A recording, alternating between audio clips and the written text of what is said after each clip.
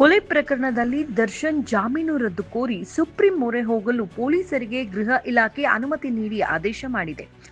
December 31 ಅಥವಾ ಜನವರಿ 1ರಂದು ದರ್ಶನ್ ಜಾಮೀನು ರದ್ದುಗೊಳಿಸಬೇಕೆಂದು supreme ಕೋರ್ಟ್ಗೆ ಅರ್ಜಿ ಸಲ್ಲಿಕೆಯಾಗುವ ಸಾಧ್ಯತೆ ಇದೆ.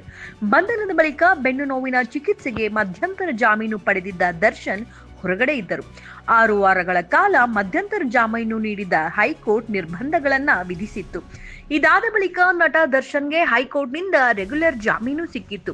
7 ಆರೋಪಿಗಳ ಜಾಮೀನು ಆದೇಶ ಪ್ರಶ್ನಿಸಿ ಅರ್ಜಿ ಸಲ್ಲಿಕೆ ಮಾಡಲಿದ್ದು, ದರ್ಶನ್ ಜೊತೆಗೆ ಪವಿತ್ರ ಗೌಡಗೂ ಸುಪ್ರೀಂ ಸಂಕಷ್ಟ ಎದುರಾಗಲಿದೆ. ಈ 7 ಆರೋಪಿಗಳ ಜಾಮೀನು ರದ್ದು ಮಾಡುವಂತೆ ಅರ್ಜಿ ಸಲ್ಲಿಕೆಗೆ ತಯಾರಿ ನಡೆದಿದೆ. ಸುಪ್ರೀಂ ಕೋರ್ಟ್ ಆನ್ ರೆಕಾರ್ಡ್ ವಕೀಲರಾಗಿ ಅನಿಲ್ ಸಿ ನಿಶಾನಿ ನೇಮಕವಾಗಿದ್ದಾರೆ. ಅವರನ್ನ ನೇಮಕ ಮಾಡಿ ರಾಜ್ಯ ಸರ್ಕಾರದಿಂದ ಆದೇಶ ಬಂದಿದ್ದು, ಸೀನಿಯರ್ ಕೌನ್ಸಿಲ್ ಆಗಿ ಸಿದ್ಧಾರ್ಥ್ ಲೂಥ್ರಾ ನೇಮಕವಾಗಿದ್ದಾರೆ. ಪೊಲೀಸರ ಪರವಾಗಿ ಸಿದ್ಧಾರ್ಥ್ ಲೂಥ್ರಾ ವಾದ ಮಾಡಲಿದ್ದಾರೆ.